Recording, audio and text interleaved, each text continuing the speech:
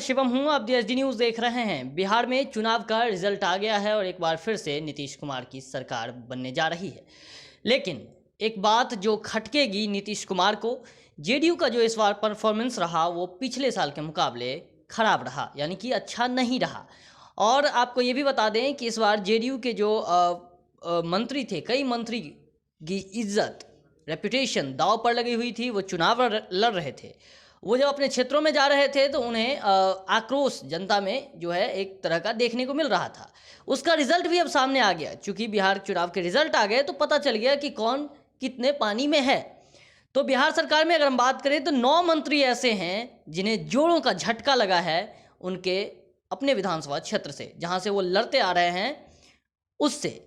आपको हम ये नाम बताते हैं कौन कौन से ऐसे मंत्री हैं जिन्हें झटका लगा है इस बार। ये जो 9 मंत्री हैं उनका नाम मैं ले रहा हूँ। जहानाबाद से जेडीयू नेता और बिहार सरकार के मंत्री कृष्णनंदन प्रसाद वर्मा चुनाव हार गए हैं। कृष्णनंदन वर्मा को आरजेडी के उम्मीदवार सुदय यादव ने हरा दिया है। चुनाव से पहले भी वर्मा का विरोध हो रहा था, यानी कि शिक्षा मंत्री जी जो थे उनका विरोध हो रहा था। इसके साथ ही बिहार के शिक्षक भी उनसे नाराज़ थे।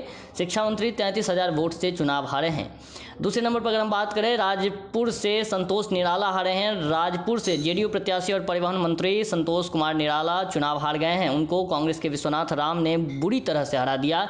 बताया जा रहा है कि निराला के व्यवहार के राजपुर के वोटर नाराज़ थे, यानी कि निराला जी का जो व्यवहार था उससे राजपुर के वोटर नाराज़ थे। मंत्री बनने के बाद निराला के व्यवहार में काफ़ी बदलाव आ गया था।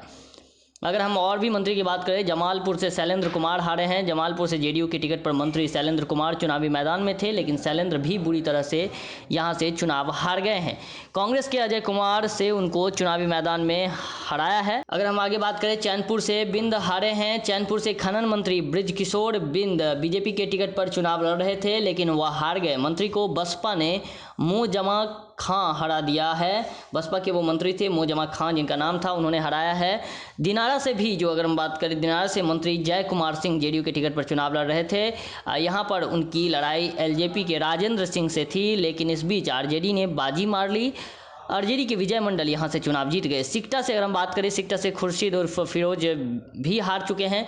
सिकटा से मंत्री खुर्शीद उर्फ फिरोज जेडीयू के टिकट पर चुनाव लड़ रहे थे, लेकिन वह चुनाव हार गए। फिरोज को माले प्रत्याशी वीरेंद्र प्रसाद ने हरा दिया। सिंहेश्वर से अगर हम बात करें तो रमेश श्रीदेव चुनाव हारे हैं। मंत्री ऋषिदेव माफ़ कीजिएगा, जेडीयू के टिकट पर सिंहेश्वर से चुनाव लड़ रहे थे, लेकिन वह भी हार गए। मंत्री को आरजेडी के चंद्रहास चौपाल ने हरा दिया।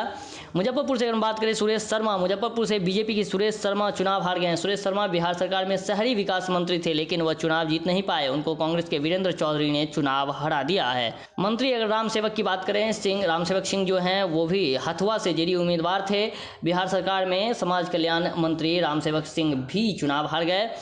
रामसेवक सिंह की बात कर रहे हैं, हथुआ से जेडीयू उम्मीदवार और बिहार सरकार में समाज कल्याण मंत्री रामसेवक सिंह चुनाव हार गए हैं। रामसेवक सिंह को आरजेडी उम्मीदवार राजेश कुमार ने बुरी तरह से चुनावी मैदान में मात दिया है। अब तक बिहार सरकार के 3 मंत्री चुनाव हार गए हैं। तो हमने 9 मंत्रियों के बारे में बताया है। ये 9 मंत्री ऐसे हैं जिन्हें हार का रुख करना पड़ा है। हार का रुख इसलिए क्योंकि इन्हें हराया गया है। वहाँ की जनता आक्रोशित थी और इस वजह से शायद लोग नाराज़ थे, क्या काम नहीं किया था।